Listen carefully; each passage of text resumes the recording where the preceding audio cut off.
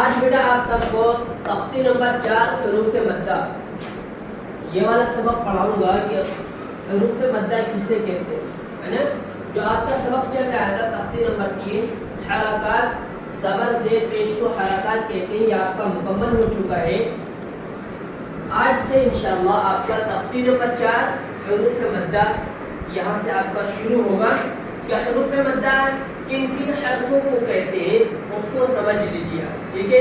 یہاں پر آپ کو رٹنا نہیں ہے بلکہ بہت سوچنے کی بات یہ ہے کہ آپ کا جو تختی نمبر 4 میں جو سبق آیا ہے اس میں 3 حروف ایسے ہیں، 3 حروف ایسے ہیں کہ جو چاہے وہ آخر میں آئے یا شروع میں آئے یا بیچ میں آئے اس کو کھینچ کر کے ہی پڑھا جائے گا۔ زبر زیر پیش کو جلدی پڑھتے اس کو کبھی نہیں کھینچیں گے، لیکن جب حروف مدہ کی بات آئے تو وہاں پر آپ کیا کر کے پڑھیں گے؟ جلدی کر کے نہیں پڑھیں گے بلکہ کھینچ کر کے پڑھیں گے۔ تو یہ ہے تختی نمبر 4 حروف مدہ۔ تختی نمبر 4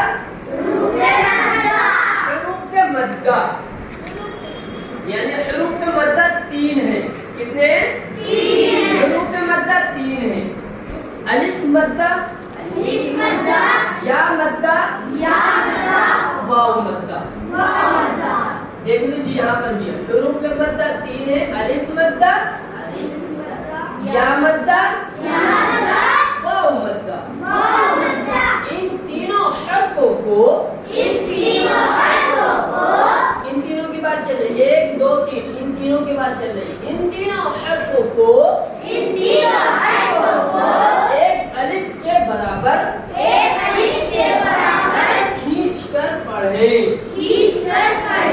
بتایا جاتا ہے کہ اگر کسی بھی حرف کے ساتھ الف مدہ جڑ جائے یعنی شامل ہو جائے تو اس حرف کو ایک الف کے برابر کھینچ کر کے پڑھیں گے۔ کیا کر کے پڑھیں گے؟ ایک الف کے برابر کھینچ کر کے پڑھیں گے۔ جیسے حمزہ الف، زبر آ، کیا ہے؟ حمزہ الف، زبر